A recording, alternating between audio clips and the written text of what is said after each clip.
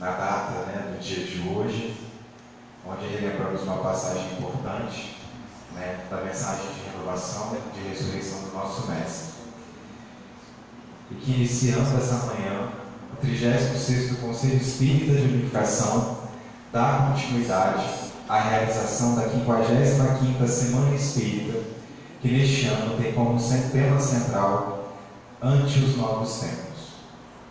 Nessa manhã, iniciaremos nossos estudos de 9 a meio-dia, iniciando com a apresentação do grupo Coromédio Paulo 9, Vozes de Damasco, o seminário que terá, em sua primeira parte, um tempo aproximadamente de 1h15, depois 20 minutos de intervalo e retornaremos com 1 hora da continuidade da exposição através do diálogo e o esclarecimento do público.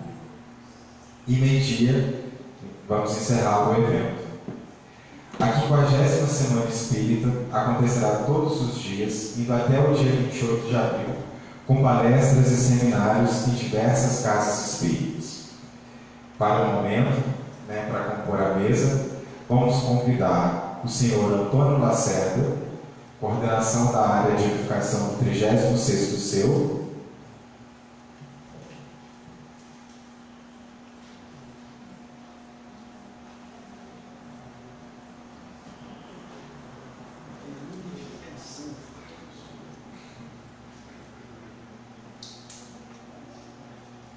o secretário desta casa, Ismael,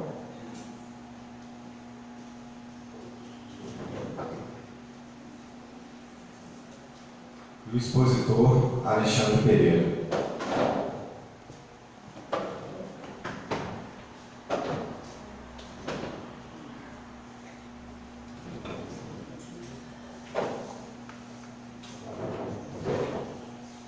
Convidamos agora, para iniciar a nossa manhã, o grupo Vozes de Damasco.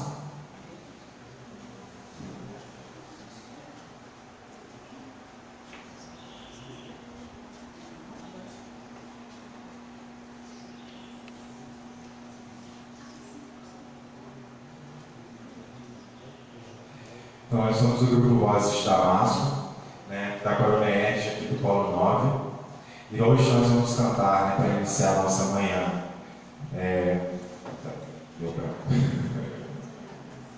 a canção que a gente fez para melhorar e fé no porvir.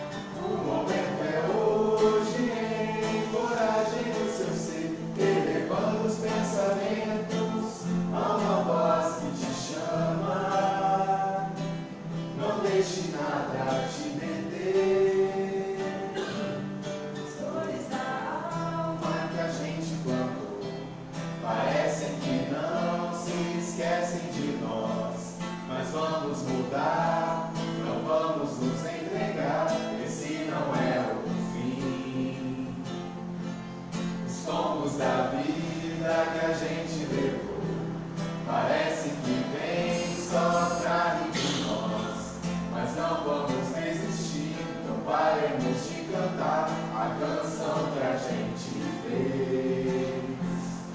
O momento é hoje, encoraje o seu ser, elevando os pensamentos a uma voz que te chama. Não deixe nada te deter. O momento é hoje, encoraje o seu ser, elevando os pensamentos a uma voz que te chama. Não deixe nada te deter.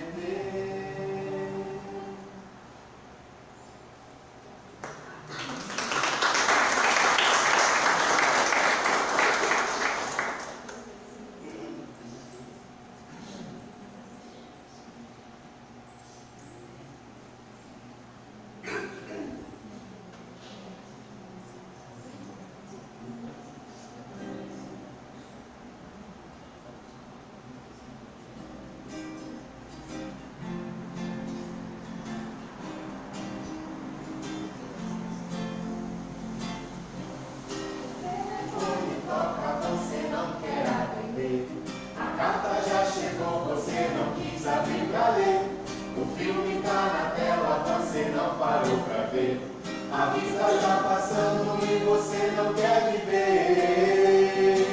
Pra melhorar, sintonizar o coração nas ondas do amor e da razão. Tem que estudar e praticar. Jesus está nos chamando, meu irmão. Pra melhorar, sintonizar o coração nas ondas do amor e da razão. Tem que estudar e praticar. Jesus está nos chamando, meu irmão.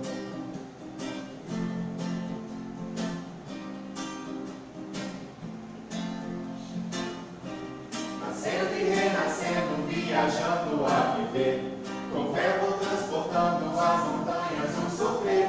Aproveitar as oportunidades pra valer. Pois quando mais eu erro, mais eu volto pra aprender.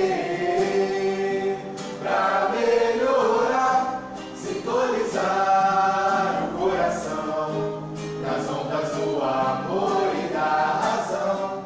Tem que estudar e praticar. Jesus está nos chamando, meu irmão. Pra melhorar, sintonizar o coração nas ondas do amor e da razão. Tem que estudar e praticar. Jesus está nos chamando, meu irmão.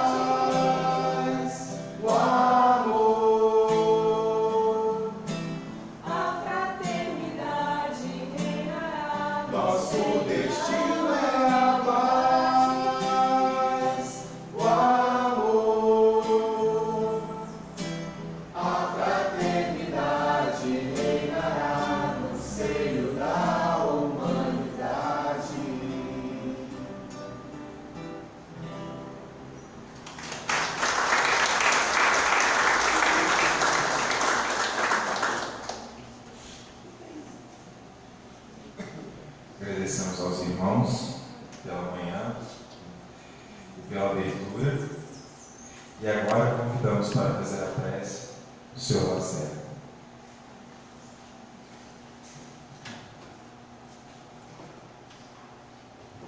Meus irmãos, que a paz de Jesus esteja em nossos corações. Vamos elevar o nosso pensamento a Jesus para nos ligar a Ele e a espiritualidade que nos assiste ao Pai, para que o nosso bem seja desenvolvido e coroado de êxito conforme a sua vontade. Jesus, bondoso e amado Mestre, aqui estamos, Senhor, reunidos em seu nome, em tarefa de divulgação da nossa doutrina espírita, e te pedimos, Jesus, para que os seus abnegados mensageiros nos inspirem a todos, ao nosso irmão Alexandre, com a responsabilidade de transmitir a sua mensagem até nós, com clareza e entendimento, e nós, como ouvintes, possamos ser abençoados com a capacidade de compreensão daquilo que vamos receber para colocarmos em prática no nosso dia a dia. Que as suas bênçãos de paz e harmonia se derramem assim sobre todos nós. Graças a Deus. E assim, nós convidamos nosso irmão Alexandre ao desenvolver o seu tema. O nosso irmão Alexandre, ontem, pelo menos alguns aqui já ouviram a palavra dele. Nosso irmão Alexandre é um senhor, irmão, trabalhador do movimento espírita, já coordenou a área de unificação do Conselho Espírita do Estado do Rio de Janeiro, por um tempo, atua até hoje, além de trabalhar na sua casa espírita, e assim, nós vamos ter o prazer e o carinho que ele vai transmitir para nós com a sua palavra cheia de entusiasmo e de domínio do que nós precisamos para nos tornar a cada dia melhor do que o dia anterior. Que a paz de Jesus continue conosco.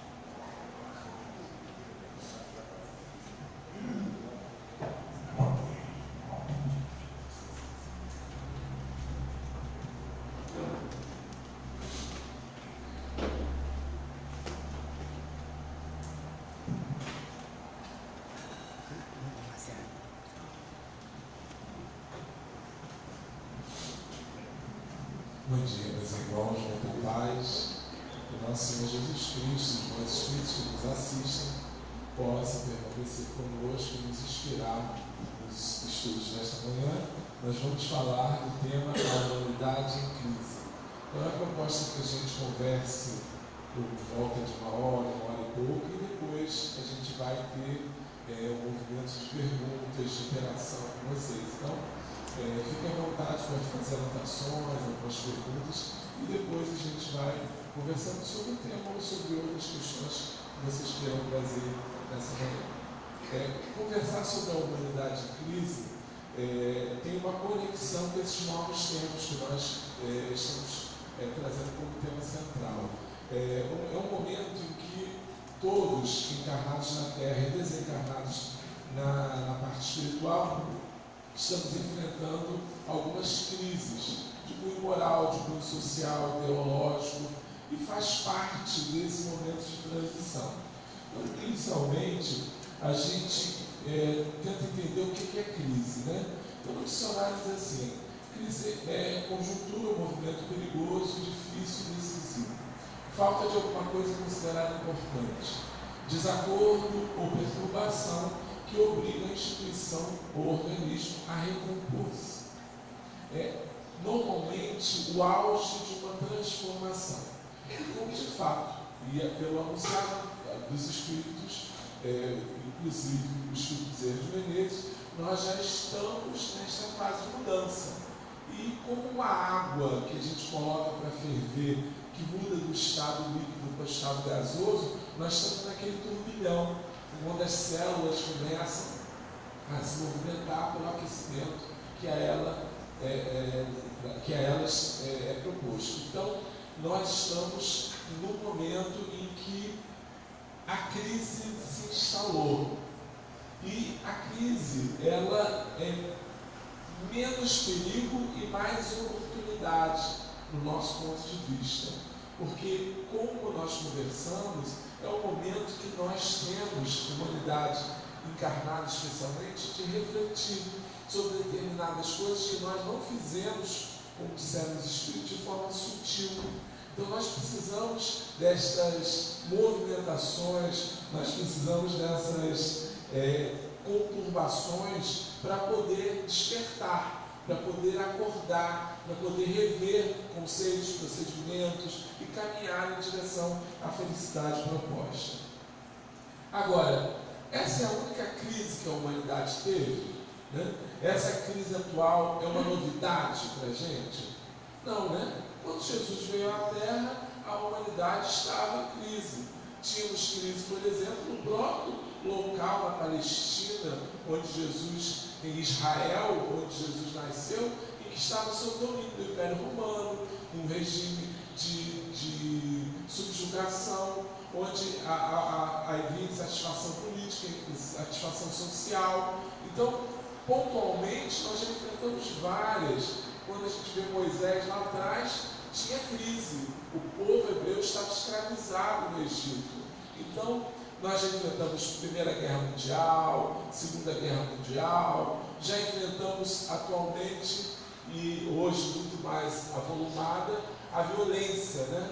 A questão de um dominar o outro sobre coação, sobre medo. Esses momentos são inerentes aos estágios evolutivos da criatura.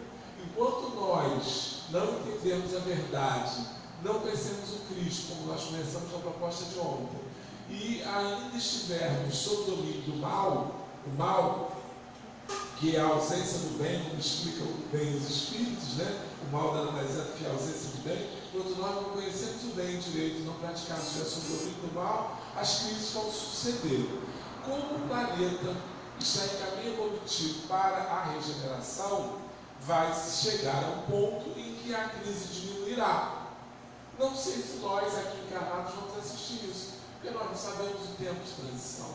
Como dizia Jesus, nem o Filho sabe, embora, como nós falávamos ontem, muitos de nós que estipulam uma data. Não vai acontecer no dia tal, no ano tal. Isso ninguém sabe, porque é um momento que vai depender dos nossos procedimentos, de como nós agimos, como nós procedemos, como nós pensamos.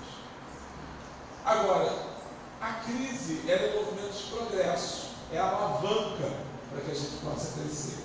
Diz assim o Evangelho segundo o Espiritismo, capítulo 3: a casa do Pai é o universo. As diferentes moradas são os mundos que circulam no espaço infinito e oferecem aos espíritos que nele encarnam moradas correspondentes ao seu adiantamento. Então, já ouvi muitos de nós dizer assim: mas Por que eu estou aqui? Por que eu tenho que passar por isso?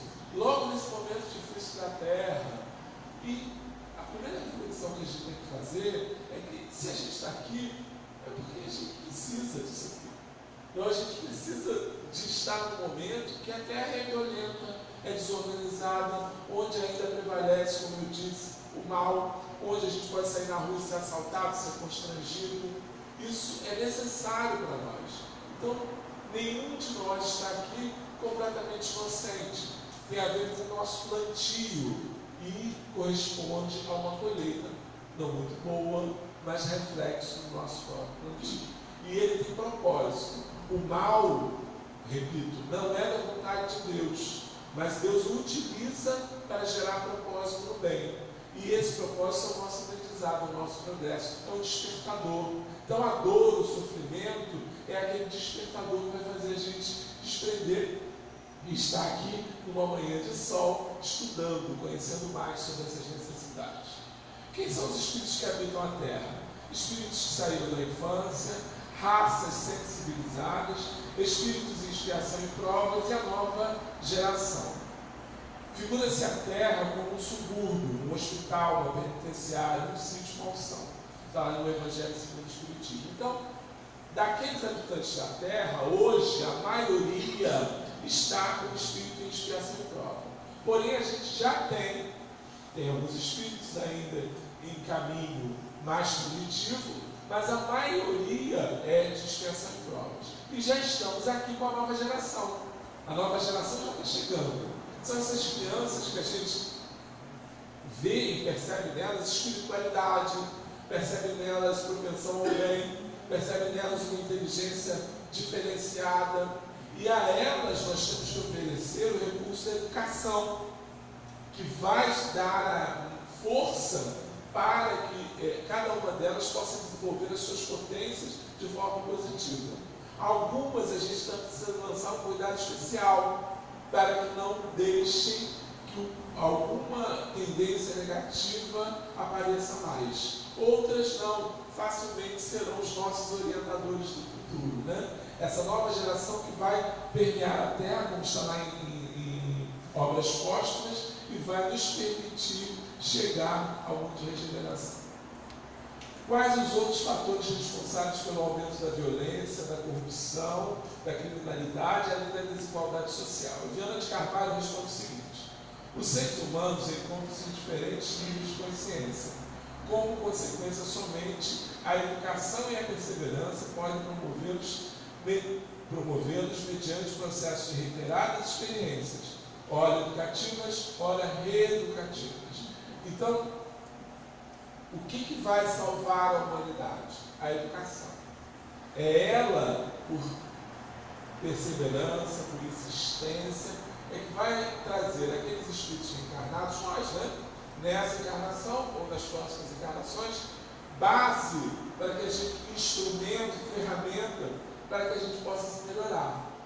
Se nós não formos suscetíveis à educação, se não a nós for oferecida a educação correta, nós não conseguiremos crescer. E essa educação, ela vai desde o espírito reencarnante, especialmente na fase inicial da vida, onde é mais fácil de se educar, até a educação de convívio de adultos. Nós nos educamos constantemente pelo convívio, tanto na casa espírita, quanto no trabalho, na vida social, na família. Por isso que nós espíritas somos chamados constantemente a viver o espiritismo, a dar o exemplo, porque a educação que mais imprime, a que mais dá solução é aquela que vem do exemplo, porque a educação que vai só na palavra, ela acaba sendo levada pelo vento, enquanto que a educação do exemplo, ela afirma, ela registra, ela arrasta, dizem alguns. Então é preciso que nosso comportamento, especialmente nós espíritas, sejam comportamentos diferenciados no momento de crise. Então a gente não pode ser aquele que pega o WhatsApp e passa uma mensagem que não tem nada a ver. A gente não pode ser aquele que faz uma crítica ácida em relação ao nosso semelhante. A gente não pode ser aquele que está envolto em fofoca, em disse-me-disse, em perseguição, em ódio, em raiva. Nós não podemos usar no mundo, para o mundo, exemplos que mais denigrem do que constroem, que mais fazem acender as virtudes do que acentuar os erros. E coisas simples, como a gente falou. Às vezes nós recebemos pelo WhatsApp e passamos sem olhar mensagens que são completamente contrárias à proposta cristã espírita. Então, essa vigilância, esse cuidado tem que ser obrigação nossa nesse momento de crise.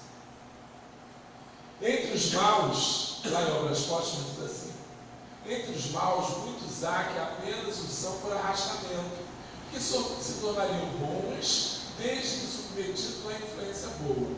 Aí dá um exemplo, de 100 indivíduos, 25 são bons e 75 são maus. Destes últimos, dos 75, 50 o são por fraqueza e que seriam bons se observassem bons exemplos desde a infância. Dos 25 restantes, nem todos seriam corrigíveis. Então percebam que há uma grande chance de sairmos da crise bem. Esse olhar pessimista, derrotista, não faz parte da visão espírita, da proposta espírita. Então, quando nós vemos uma catástrofe, e aliás o Rio e outros países, partes do mundo estão enfrentando catástrofes sucessivas, né? Se a gente olha para essas catástrofes, jogando sobre elas a questão do Armagedon, do fim dos tempos, da mão de Deus pesada sobre o homem, a gente joga um véu de pessimismo que não é característico dos espíritas, da mensagem espírita. A gente tem que olhar sempre o lado bom das coisas e ver que dentre os 75 maus, que é só uma distância de comparação, 50 a gente podia transformar pelo exemplo. E os outros 25 já seriam corrigíveis, se tivessem na Terra oportunidade para isso.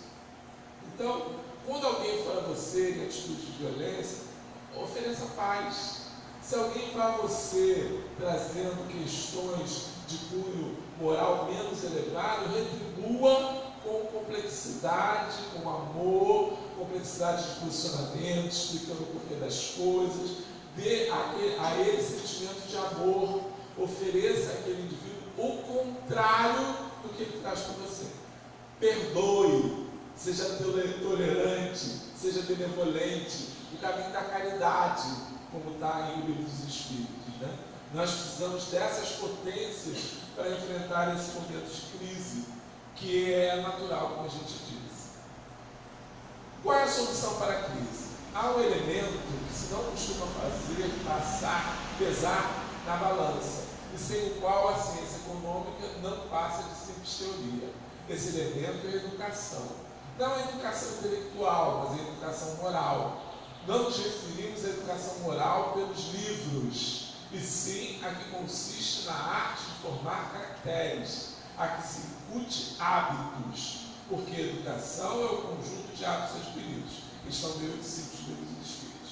Então, educação é formar caráter, é formar hábitos. Então, muitas vezes, pela questão do conhecimento do livre-arbítrio, nós deixamos as crianças, os jovens, fazerem o que querem, quando na verdade precisam fazer o que é necessário. Esse querer do livre-arbítrio, ele não pode ser totalmente livre, porque senão ele seria irresponsável. O livre-arbítrio, aos olhos de Deus, tem que ser ações e opções responsáveis. Então nós precisamos oferecer àqueles que conosco convivem ideia de que é preciso se conduzir por determinados caminhos para alcançar a felicidade. Se o indivíduo, com essa formação, com esse exemplo, não o fizer, aí a responsabilidade está por ele. Mas a gente tem que oferecer isso. Imagina se a gente deixa tudo livre, se a gente não criar regras. Por exemplo, nós, espíritas, que convivemos nas instituições espíritas, temos que ter ciência, por exemplo, que no espiritismo não tem hierarquia, não tem sacerdócio, mas tem organização. E essa organização deve ser respeitada. As pessoas em determinados cargos e funções têm sobre elas responsabilidades que geram direitos e deveres, e geram também, ao mesmo tempo, uma responsabilidade que precisa ser acatada. Nós temos muita dificuldade quanto a isso, nas relações domésticas, nas relações sociais, nas relações religiosas. Nós saímos, estamos há pouco tempo como espíritas, no máximo de encarnação, de religiões altamente hierarquizadas. E muitas vezes a gente tenta trazer isso para o espiritismo.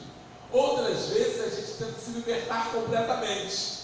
Então, não, o espiritismo não me obriga a nada, eu não tenho que fazer nada, eu vou ao centro a hora que eu quero, eu faço isso do jeito que eu quero, e não é bem assim.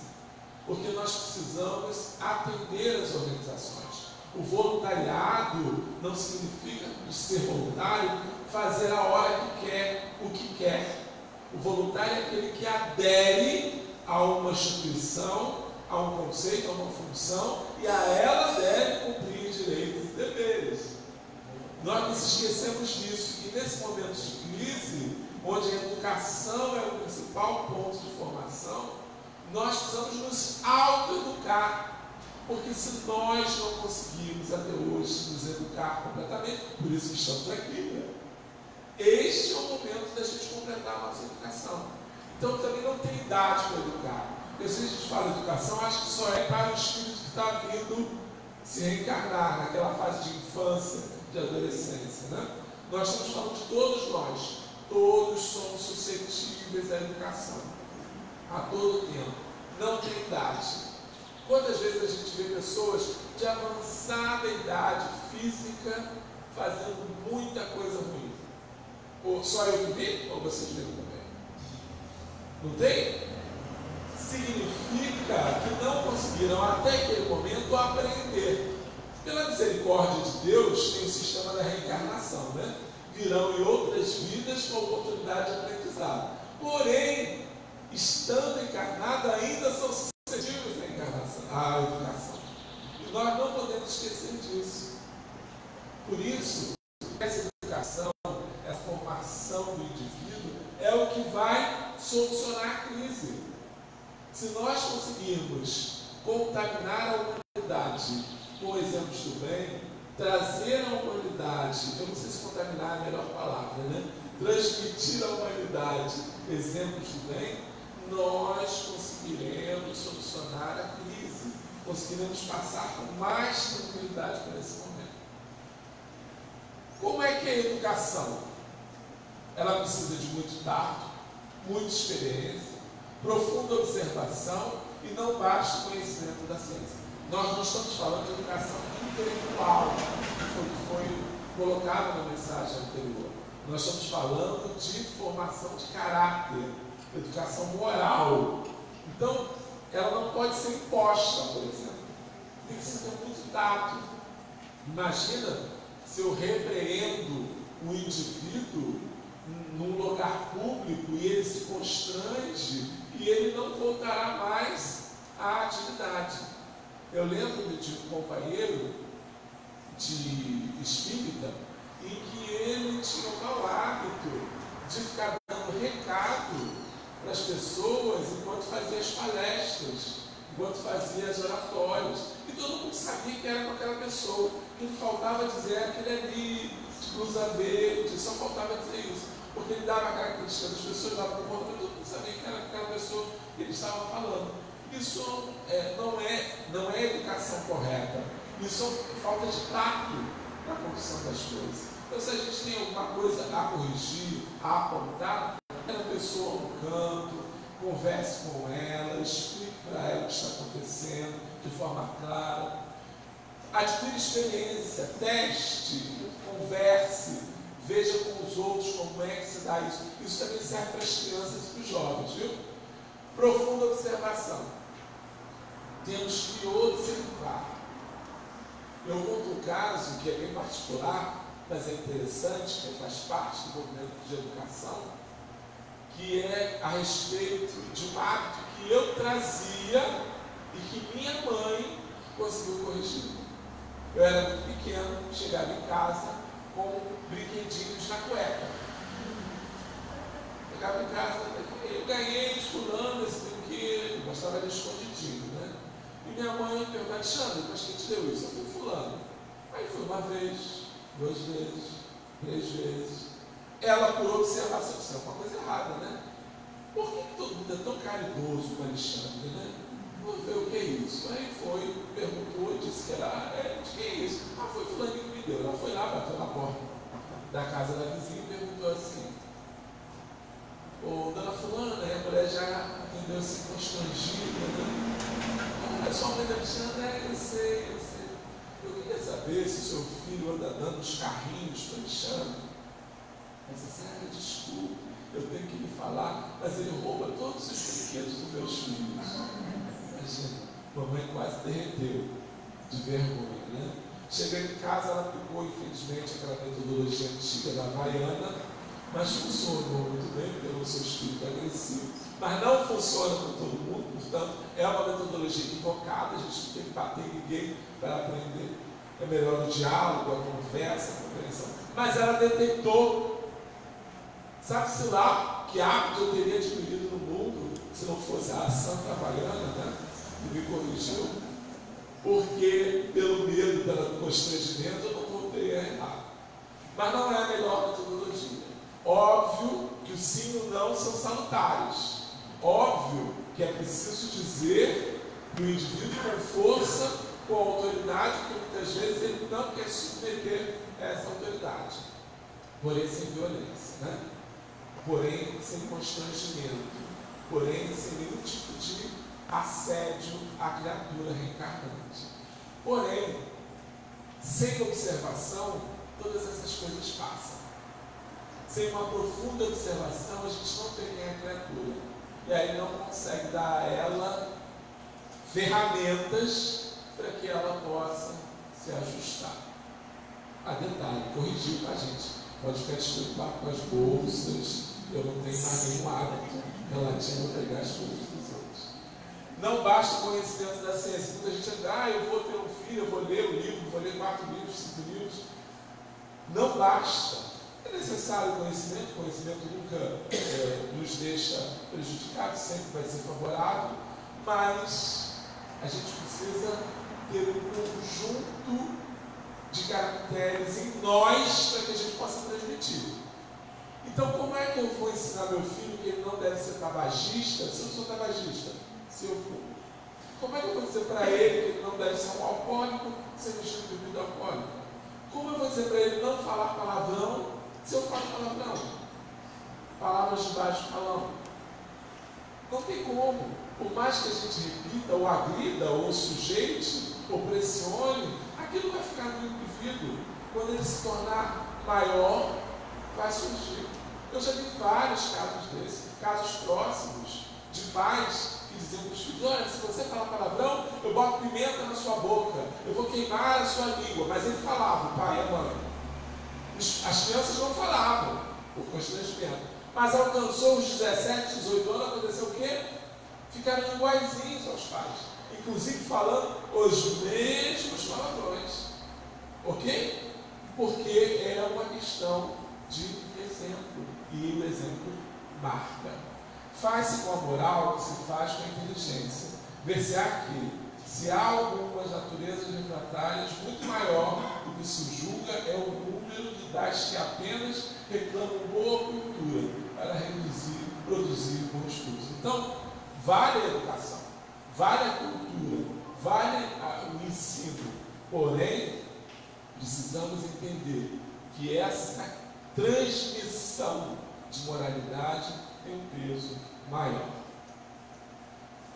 Na hora da crise, emudece os lábios e ouve as vozes que falam inarticuladas no hino de ti mesmo. Perceberás distintamente o conflito, e é o passado que teima em ficar e o presente que anseia pelo futuro. É o cárcere e a libertação, é a sombra e a luz, a dívida e a esperança, é o que foi e o que deve ser. Então, na hora da crise, nós, espíritas, temos instrumentos como este, da gente entender a situação, E aí é melhor endurecer os lábios do que ele entrar em guerra. É melhor a gente se calar do que gerar conflito. Essa atitude é uma atitude principal no momento de conflito. Porque às vezes nós falamos coisas que vão piorar a situação, vão deixar as coisas mais graves do que são.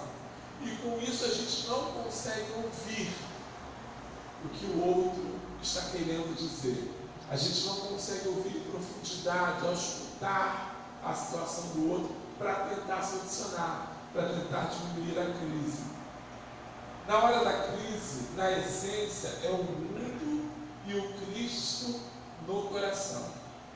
Grita o mundo pelo verbo dos amigos e dos adversários, na terra e além da terra. Adverte o Cristo através da responsabilidade que nos vibra na consciência.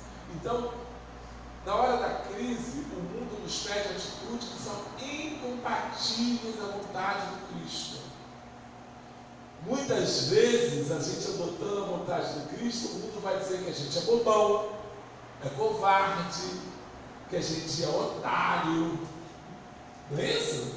Vai dizer que a gente é ultrapassado, vai dizer que a gente é um alienígena.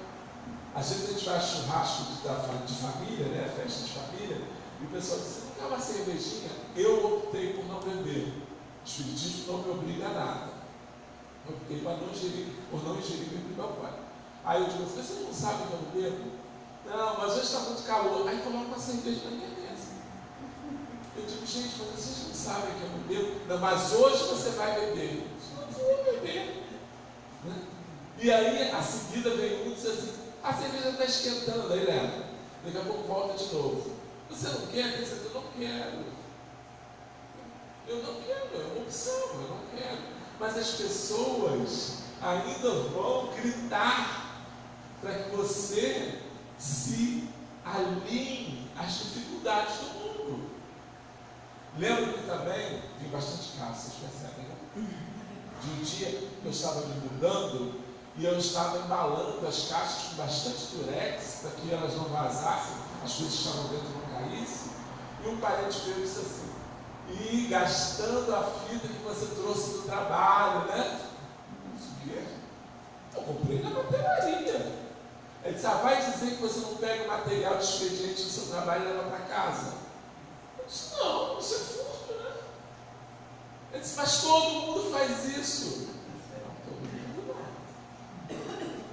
Então é uma coisa que a gente precisa enfrentar. Obviamente ele deve ter pensado assim: mas que bobo, né? Tão diferente, por que isso, né? Para que isso? Mas faz a diferença, né? Diz o mundo: acomoda-te como puderes, pede o Cristo, levante e anda. Imagina, o mundo prefere que a gente fique quieto, né? Que a gente não fale nada. O mundo prefere que a gente fique no nosso canto.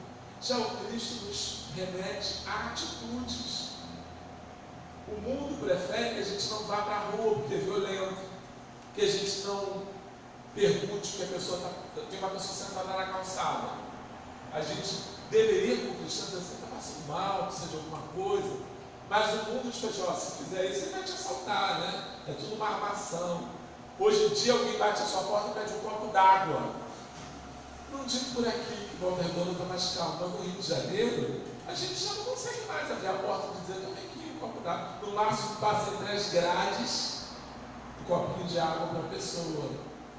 Porque nós somos induzidos pelo mundo a nos acomodar numa posição contrária àquela que deveríamos estar. Diz o mundo: faz o que desejas, pede Cristo, não peques mais. O mundo diz assim: olha, aproveita enquanto você é jovem, a vida é uma só, não deixa a vida passar. Cadê os gostos, os desejos? Cadê as festas? Cadê as alegrias? Como as alegrias do mundo fossem as alegrias verdadeiras. Como nós precisássemos para viver desses gozos fáceis e fúteis. O jovem, o indivíduo que está na vida física, começando a viver, muitas vezes é mais iludido por esse desejo. Mas a todos compete rever isso. Porque a alegria verdadeira não está nos gozos fáceis. É claro que é um equívoco.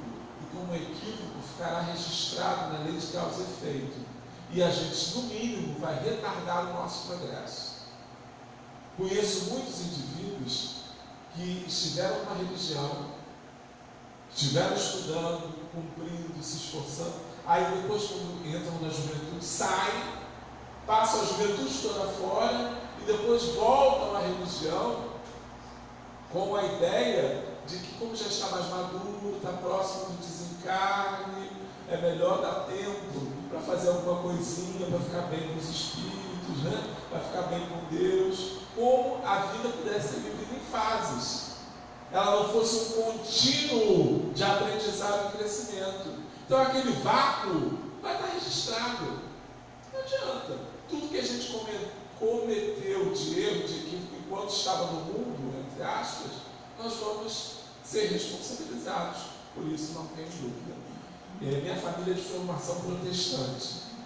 E muitos dos nossos parentes, eles nascem em família protestante, depois se desviam da igreja, quando são jovens, aí bebem, fumam, se desvariam do sexo, aí quando chega lá por volta dos 50 e poucos, 60 anos, em que a morte já se avizinha, nos 30 anos que seguem, que a gente vive em torno de 100 anos no máximo, aí eles voltam para a igreja e pregam com uma chama e um fervor, como tivessem sido crentes, como tivessem sido fiéis a Jesus desde o nascimento. Eu digo para eles que eu vou fazer uma moção quando eu chegar do outro lado da vida, uma carta ao Senhor, denunciando eles, né? Senhor, não foi bem assim, corrija aí, porque tem alguém errado no céu, né? Vai tentar expulsá-los do céu, porque não é justo, né? Enquanto a gente estava aí na batalha, a gente estava no mundo, nas diversões e nos gozos. Diz o mundo: destrói os opositores, pede Cristo, ama os teus inimigos. Então nós vemos um pé de guerra, o tempo todo, farinha pouca, meu pirão primeiro, como diz o povo, né? A gente quer as coisas da gente, tudo tem que ser nosso, as guerras internas, as guerras familiares, as guerras sociais, as guerras das instituições espíritas, né? Lamentáveis, as guerras do movimento espírita e as guerras de fato, as guerras de armas, as guerras de bombas. Na verdade, o Cristo prega amor incondicional ao semelhante. Então, esse amor que Jesus pede é o amor pelo inimigo. Ele deixou isso claro, porque ele disse que amar o amigo não tem grande mérito. Amar o inimigo é um esforço. Então a gente não está falando em nenhum momento aqui de coisa fácil, tá, gente? A gente está falando de coisa para os esforçados, né? Lembre-se, os espíritos disseram a Kardec, como é que se reconhecerá os espíritos? Nós lemos ontem. Pelo esforço em combater em si os maus hábitos e as más inclinações. Então tem aquela linha de esforço, mas é necessário. Ainda, na hora da crise, diz o mundo, renega os que te incomodem, pede Cristo, ao que te exija 1000 passos, caminha com ele 2000. O que o mundo pede? Que a gente jogue para o campo aqueles que nos perturbam, que a gente atravesse a rua quando o desafeto estiver na outra calçada, que a gente deixe de falar, de se relacionar com aquele que é chato, que é incomodativo, que é irracível, que é genioso, que é inapropriado. O mundo pede isso. E é o caminho mais fácil? Né, gente? Eu tenho um vizinho que não é bom. Então, deixa ele para lá, não preciso nem falar com ele e tal. Mas aí o Cristo nos pede, caminhe com ele.